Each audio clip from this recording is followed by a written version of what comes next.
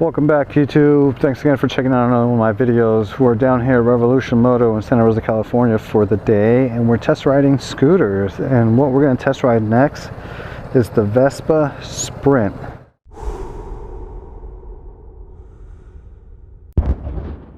It's a 155cc 3-valve fuel injected engine.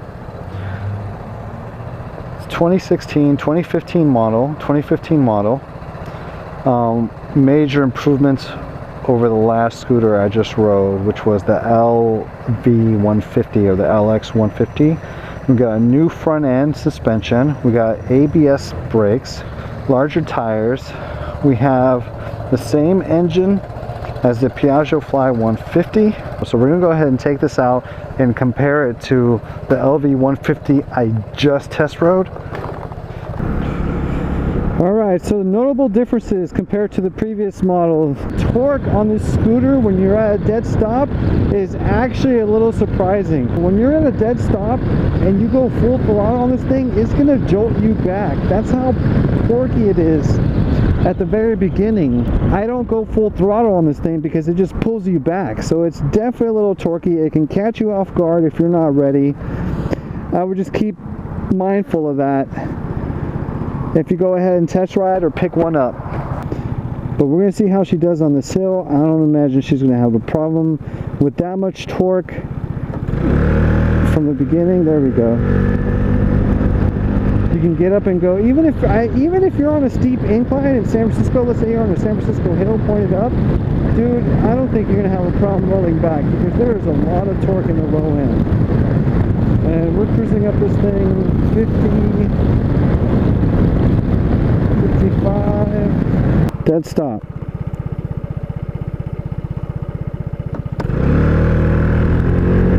$10, $20, $30, $40,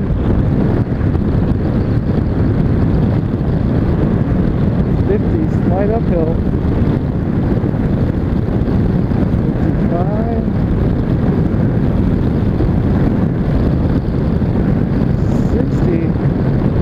it's really windy, I'm sorry. And 65, engine braking, 60, 50. Decent engine braking. It still holds a lot of its momentum.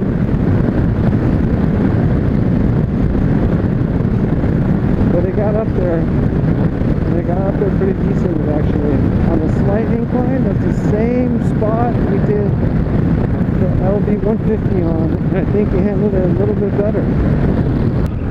So we're into the twisties here. I think she handles well. Much better than before. A much smoother ride. More stable platform. Longer wheelbase, which adds to the handling.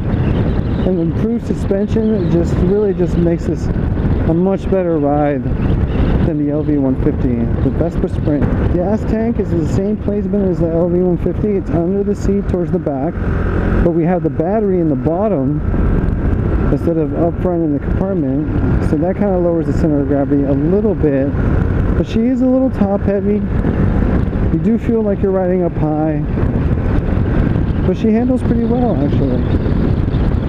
Alright, so that's it for the twisties. We're out of here on the bumps. Let's see how this improved suspension does. She's a little stiff. She's as stiff as my Zuma. Maybe because she's still a little new. Only 400 miles, just getting broken in. Is it better than the Fly 150? I would say no. The Fly 150 did a much better job of soaking up all these bumps, and they're working on this road right now, so they're smoothing it out. And she's a little stiff. She's a little heavy. I can feel it. Is it jarring? It's as jarring as my Zuma 125. Maybe not as bad, but I think the LV150 did a little bit better job soaking up all these bumps. But even though the LV150 did a better job on the bumps, she was never planted. I never felt confident in the turns. The front end would wobble on me. Where here, I'm not getting that. She's just a little rough. So that's the end of the bumps. She did well. She did well. Talk about the display. It's a nice, smooth, clean display. We got your high beams. We got your oil.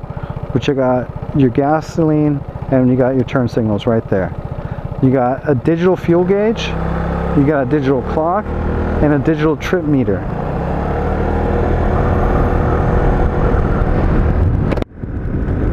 At the top here, the big numbers are kilometers per hour, which is a little distracting because I have to take an extra second and focus down here at the bottom, which gives me my miles per hour.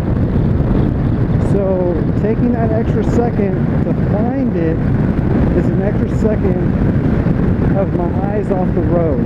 So I really wish for the models that were being sent to the US, they had a really simple layout they can swap out, so they can put the miles per hour on top in big bold letters and the kilometers per hour in the small letters on the bottom.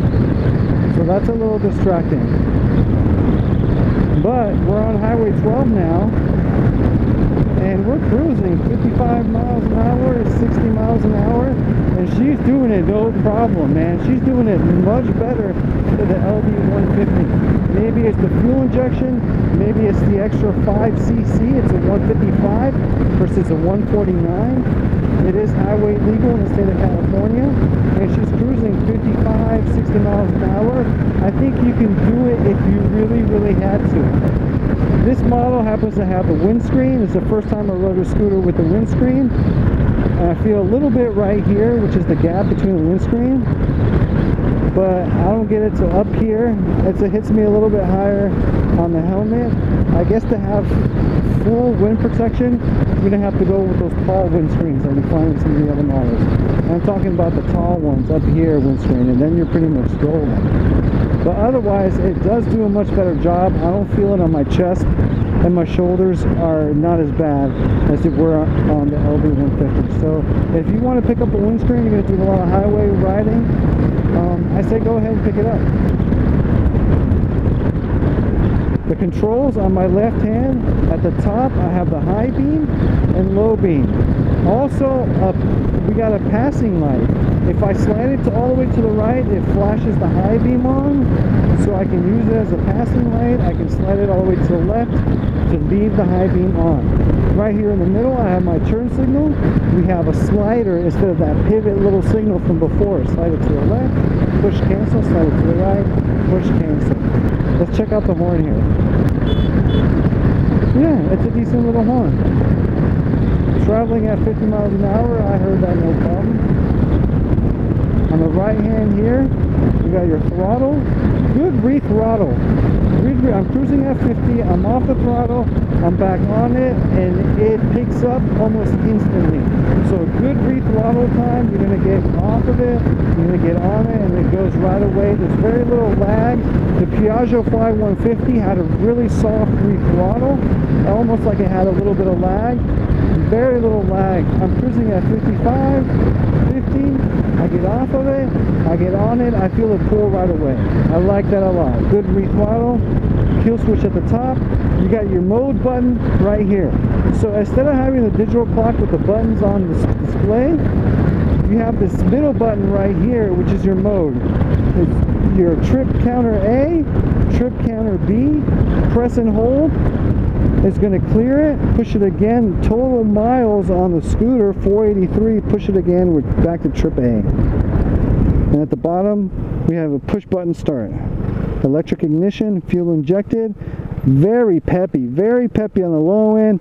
It does well in the mid-range, it keeps its speed in the high range. I like it a lot. It's the same engine as the Piaggio Fly 150, but I think it's just a clutch.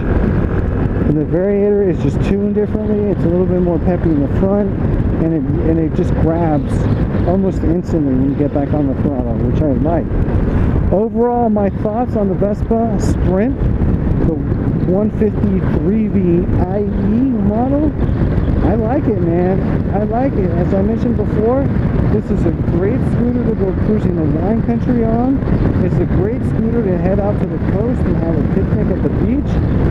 It's not a scooter you want to go attack the twisties on, although it does have a much better suspension than the LV150, its predecessor. It's a little top heavy, and it just doesn't feel like it can attack those turns. But if you have to commute to work and you're in the city, she'll do it. If you're up on the San Francisco hills and you're afraid of rolling backwards, don't worry. She's got a lot of pep in the low end. She's going to send you right up that hill. You might even pop a wheelie depending on how steep the hill is. The mirrors are nice wide mirrors. You can adjust them much better than the previous model. Man, I can't find too many things wrong with this scooter. This is a good scooter, guys. It's a little stiff on the suspension. It's not back-breaking hard, but it's a little stiff on the suspension. And the tires are a little skinny. I had a little bit of wheel slip on the twisties. And because of the hard suspension, she's a little bumpy, but she brakes really well. She's got ABS in case of an emergency. Man, it's a well-built scooter, guys. She did well. I'm pleased. I am pleased.